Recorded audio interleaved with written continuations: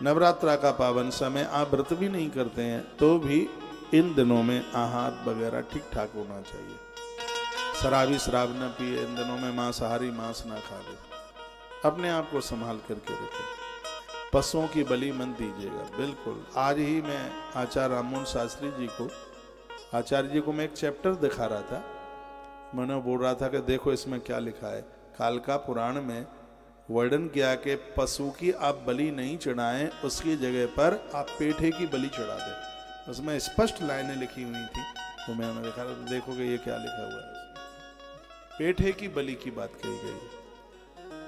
माता जी को नारियल फोड़ के चढ़ाया जाता है, वो बलि के ही रूप में तो होता है। जब आप नारियल को ऐसे खोलते हैं तो इसमें नाक भी बनी होती है, मुंह भी बना होता है, आंखें भी बनी हुई होती हैं, मस्तिष्क जैसा लगता है।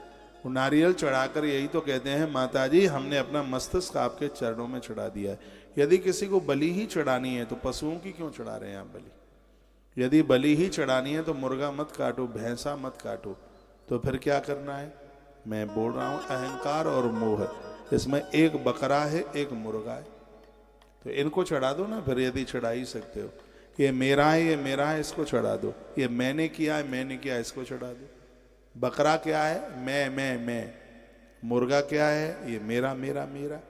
यदि बलि ही चढ़ानी है तो इन दोनों की चढ़ा दो। इन दोनों को तो चढ़ा नहीं पाते हैं, जीवों को काटने में लगे, जीवों को।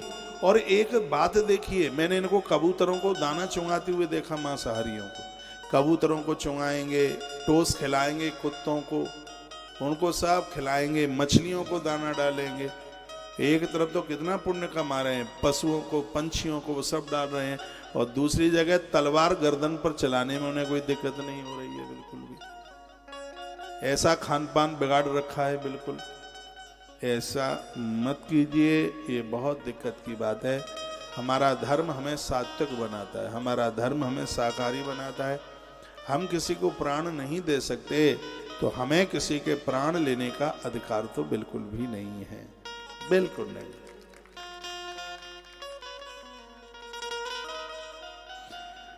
धर्मार्थ काम मोक्षाश यो वाक्षति विनाशम, चारों पुरुषार्थ इस कथा के द्वारा भैया प्राप्त हो जाएंगे, इसमें बिल्कुल संशय वाली बात नहीं है। नवरात्रा में दुर्गा सप्तशती की किताबें दान स्वरूप में दो। रुद्राक्ष की मालाएं बांटो, लाल चंदन बांटो, नारंगी बांटो, संतरे बांटो, केले का दान करो। ये तो सगरी बातें लिखी हैं इसमें। कुसा के आसन बांटो, पंचपात्र, ताम्र के पंचपात्र बांटो, देवी की प्रतिमाएं बांटो। तो करना है ये काम कीजिए। दुर्गा सप्तशती, देवी भागवत ग्रंथ, पुराण, इनको बांटो। लाल वस्त्रों का दान करो इन दिनों में। वस्त्र से आयुष बढ़ता है, उम्र बढ़ती है। बेटियों को खिलौने दो, उन्हें कॉपी किताब दे दो, उन्हें वस्त्र दे दो, चुनरी दे दो, उनका पूजन करो, उनके चरण धो लो, उनका पूजन कर लो। ये सब बातें कही गई हैं। तो लिखा है कि तेस दत्तम हुतम जब तमनंत फलदम भवेत। फिर तो आपकी आहुति डालने से जो पुण्य प्राप्त होता है वही फल प्राप्त होता है। ये करे भगवान की कृपा से। नवरात्रा 2024 की हम देख रहे हैं, 25 को भी देखने को मिल जाएगी। जब तक रहेगी जिंदगी, जब तक जिंदगी है इस धरा पर, धरती पर, शुभ करते ही रहना। अशुभ करने के लिए अपने कदमों को, पामों को आगे के लिए मत बढ़ाना। पुस्तकस्य च भक्तुष्य पूजा कार्यातु नित्यशः। वो यजमान बड़ा भाग्यशाली है जिसे पुस्तक और वक्ता दोनों का पूजन करने का सौभाग्य प्राप्त हो रहा है। लिखा है वक्त्रा दत्तम प्रसादम तु गृह्याद भक्ति पूर्वक। पुस्तक और कथावाचक दोनों की प्रतिदिन पूजा करें। वक्ता द्वारा दिया हुआ प्रसाद भक्ति पूर्वक उसे ग्रहण करें। व्यासपीठ से जो भी कुछ प्रसाद मिलता है आपको, उसे भक्ति पूर्वक उसे स्वीकार कर लें। तो ऐसी बातों का वर्णन किया गया। अष्टम्याम व नवम्याम च वाचकाया चिताय च। फिर कहा है अष्टमी या नवमी तिथि को विधि पूर्वक कथावाचक को पुस्तक दान करे, देवी भागवत की, अष्टमी को या नवमी को। ऐसा करने से वह इस संसार में वह भक्त सभी दुखों को पार करता हुआ और अंत में दुर्लभ मोक्ष को प्राप्त हो जाएगा। इतनी बड़ी महिमा लिखा है, सुंदर अक्षरों में लिखी हुई देवी भागवत पुस्तक को रेशमी वस्त्र में लपेट करके, देवी भागवतम चैत लिखितम सोवनाक्षरम हेम सिंहासन स्थाप्य पट्ट वस्त्रेण वेष्टितम। कभी भी ग्रंथ दान में दें तो उसको कपड़े में लपेट करके, जैसे बेटी का कन्यादान किया जाता है, उसको अलंकार आभूषण दिए जाते हैं, उसको साड़ियाँ भी दी जाती हैं, उसको कपड़े भी दिए जाते हैं। धार्मिक ग्रंथ जब हम किसी को दान में देते हैं तो उसको वस्त्र में लपेट करके उसको दीजिएगा। ऐसा श्रीमद् देवी भागवत में ऐसा वर्णन किया गया है, ऐसा लिखा गया है। यह पट्ट वस्त्रेण वेष्टितम, वेष्टितम लपेट कर, वस्त्र में लपेट करके दीजिए। फिर क्या कहा, जो वक्ता है उसके प्रति भाव होना चाहिए, चाहे वो दरिद्र है, चाहे धनवान है, दुर्बल है, बूढ़ा है या बच्चा है। दरिद्रो दुर्बलो बाल तरुणो जरठ पिवा पुराण वेत्ता बंदस्यात् पूज्यो मानस्य सर्वदा।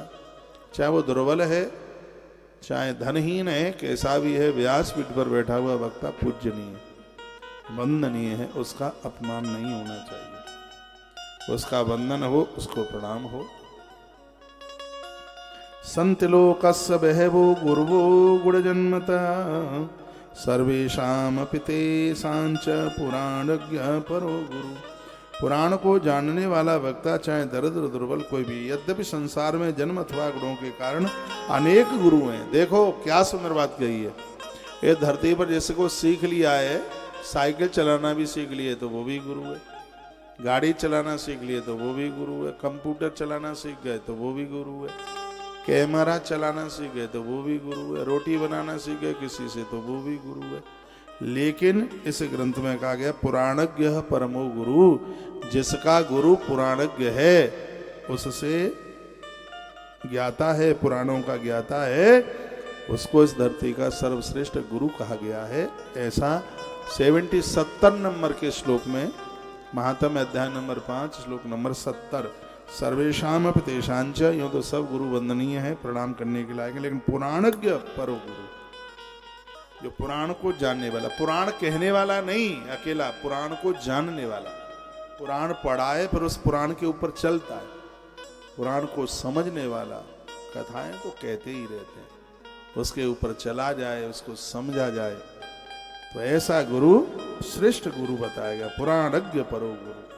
पुराण इसके हृदय में बैठ गया, जो पुराण के अंदर बैठ गया है, ऐसा गुरु। पौराणिको ब्राह्मणस्तु व्यासासन समाश्रिता समाप्ते प्रसंगे तु नमस्कुर्यान कस्यचित्। व्यास के आसन पर बैठा हुआ पौराणिक ब्राह्मण जब तक कथा समाप्त न करे तब तक किसी को, देखो कितनी सुंदर बात कही गई है। क्या लिखा है, यदि कथा शुरू हो जावे तो वक्ता को प्रणाम करने के लिए बिल्कुल उसके पास तक नहीं आना चाहिए। ये देवी भागवत में लिखा है। अब आप इतने लोग हैं और कथा चालू एक एक करके सब प्रणाम ही करने को आ जाएं तो फिर प्रणाम ही होता रहेगा, कथा तो होगी नहीं।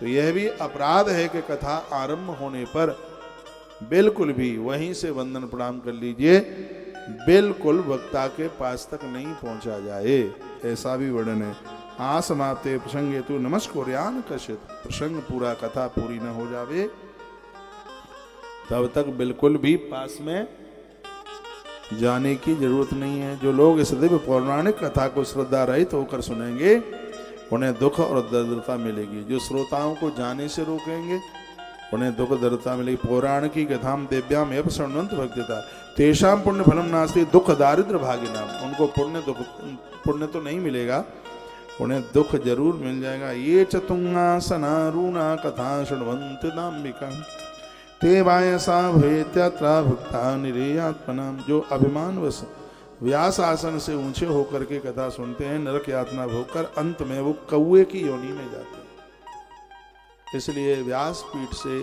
आसन नीचा हो, कथा सुनने वाले श्रोता का। ये चाण्यास नास्ताशा यह वीरासन संता शृण्वन्ति च कथाम दिव्याम ते अर्जुन साखिना। और भी तमाम बातें कही गई हैं, तो आसन को तोड़ते हैं। कथा होते समय जो लोग व्यर्थ तर्क वितर्क की बातें करते हैं, ऐसे लोगों को गंधर्व योनि में जाना पड़ता है और वो गिरगिट बनते हैं। जो कथा में वार्ता करते हैं, जो कथा में बातें करते हैं, हाँ, ऐसे लोग गिरगिट बनते हैं। वर्णन है कथायाम कीट मानाम ये वदंत दुरुत्तमम रास भास्ते भूमतीय कृकला शास्त्रता परम। जो लोग पुराण जानने वालों की अथवा पापनाशनी कथा की निंदा करते हैं, वो सैकड़ों जन्मों तक स्वान योनि में जन्म लेते। ते घोर नरकम भुक्ता भवंती वन सूकरा।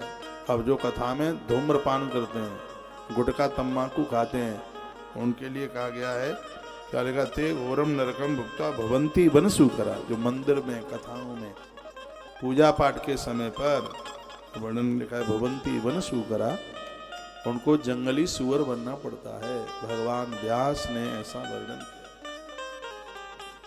ये श्लोक एक बार और बोल दो।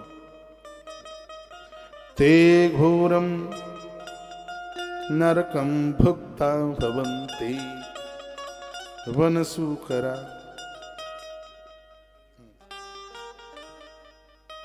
जो कथा में विघ्न करते हैं, विवधान करते हैं, उनको भी ग्राम सूकर बनना होता है। जो लोग पुराण वित्ता को आसन पात्र दिव्य फल वस्त्र जो ये सब देते हैं, श्रोताओं को बैठने के लिए जगह देते हैं, गद्दा बिछा दिया, कितना गुलगुला लग रहा है, अपनी जगह छोड़ देते हैं, आगंतुक श्रोताओं को बैठने को जगह देते हैं। ब्रजंती हरे पदम, ऐसे लोग भगवान के धाम जाते हैं, उनकी यात्रा कोई रोक नहीं सकता। आने वाले श्रोताओं को बैठने को जगह देते हैं, उन्हें स्थान देते हैं। बड़ी अच्छी बात कही गई है। पुराण पुस्तक सापी ये पट्ट वसन्नवम, इसमें तो वर्णन कर दिया, हर रोज एक ग्रंथ कपड़े में लपेट करके रोज 9 दिन दो। यदपाद पंकज संवाप्य विश्वम ब्रह्मा से तदिनंच भवति विष्णु रुद्रस्य संगत नेत्र समर्था तन्ने नमस्तुतं जगदम लिखाए। माँ भगवती की कृपा से ब्रह्मा की तरह सृजन करने वाले, विष्णु की तरह पालन करने वाले और महादेव की तरह संस्कार देने वाले लोग बन जाते हैं। ये माँ की कृपा है। ये धरती पर ऐसे बहुत संत हैं, वो सृजन निर्माण में लगे हुए हैं, उनके द्वारा बड़े बड़े भंडारे चल रहे हैं, विष्णु का काम कर रहे हैं, संस्कार समाज को दे रहे हैं, महादेव का काम कर रहे हैं। ये माँ भगवती की कृपा से सहज में ये प्राप्त हो जाता है। क्या लिखा है, यदपाद पंकज संवाप्य विश्वम, माँ के चरणों की रज जिसको, तो यही देख रहा हूं मैं, समझ लेते।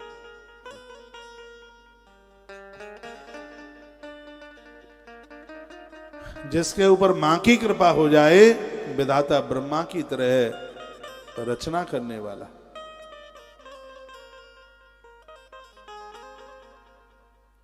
भगवान विष्णु की तरह पालन करने वाला और भगवान महादेव की तरह वो संस्कार देने वाला बन जाता है।